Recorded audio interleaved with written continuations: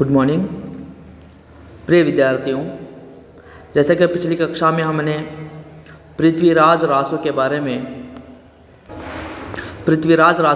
में पढ़ा था।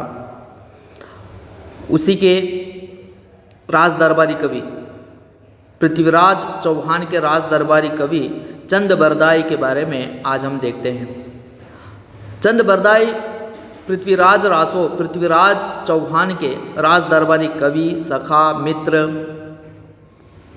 रह चुके हैं। इनका जन्म कुछ विद्वानों के अनुसार संवत 1205, इसके अनुसार 1148 ईस्वी और मृत्यु संवत 1249 अर्थात 1191 ईस्वी।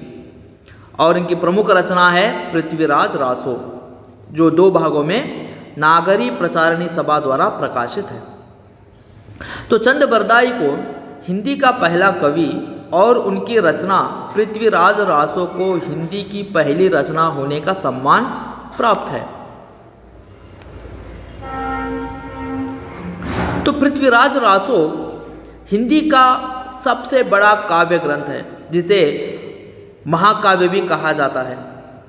इसके अंतर्गत 10,000 से अधिक छंद है और तत्कालीन प्रचलित 6 भाषाओं का प्रयोग किया गया है। इस ग्रंथ में उत्तर भारतीय क्षेत्रीय समाज व उनकी परंपराओं के विषय में विस्तृत जानकारी मिलती है। इस कारण ऐतिहासिक दृष्टि से भी इसका बहुत महत्व है।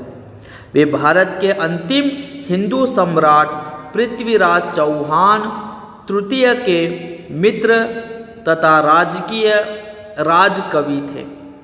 पृथ्वीराज ने 1165 से 1192 तक अजमेर व दिल्ली पर राज किया। यही चंद बरदाई का समय भी है। तो पृथ्वीराज चौहान का राज्य अजमेर से दिल्ली तक फैला हुआ था। उसके राजकवि चंद बरदाई ने पृथ्वीराज रासो की रचना की। यह दिल्ली का प्रथम महाकाव्य हिंदी का प्रथम महाकाव्य माना जाता है। इस काव्य में पृथ्वीराज चौहान के जीवन और चरित्र का वर्णन किया गया है।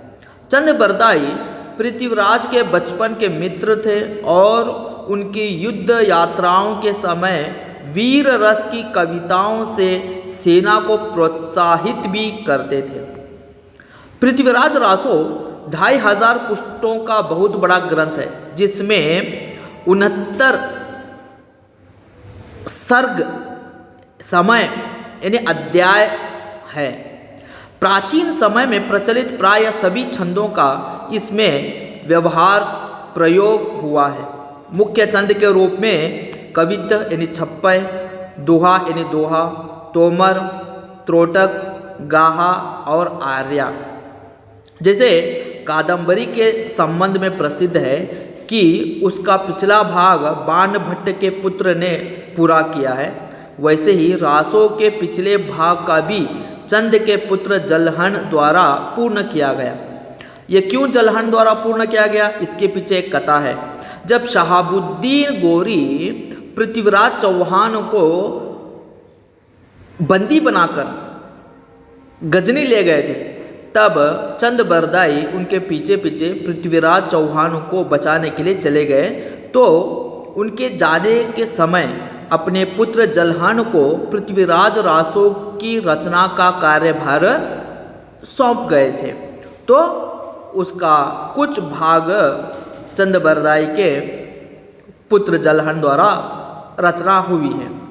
रासो में दिए गए संवतों का ऐतिहासिक तथ्यों के साथ अनेक स्थानों पर मेल न खाने के कारण अनेक विद्वानों ने पृथ्वीराज रासो के समसामयिक किसी कवि की रचना होने में संदेह करते हैं और उसे 16वीं शताब्दी में लिखा हुआ ग्रंथ ठहराते हैं। इस रचना की सबसे पुरानी प्रति बीकानेर के राजकीय पुस्तकालय में मिली है। कुल 3 प्रतियां हैं। रचना के अंत में पृथ्वीराज द्वारा शब्दभेदी बाण चलाकर शहाबुद्दीन गोरी को मारने की बात भी की गई है। तो प्रिय विद्यार्थियों, चंद बरदाई की परिचय संक्षिप्त रूप में जितना हम देखेंगे उतना ही पृथ्वीराज चौहान का परिचय भी हमें मिलेगा, क्योंकि चंद बरदाई का समय और पृथ्वीराज चौहान का समय एक ही था। तो ये चंद बरदाई का संक्षिप्त परिचय। धन्यवाद।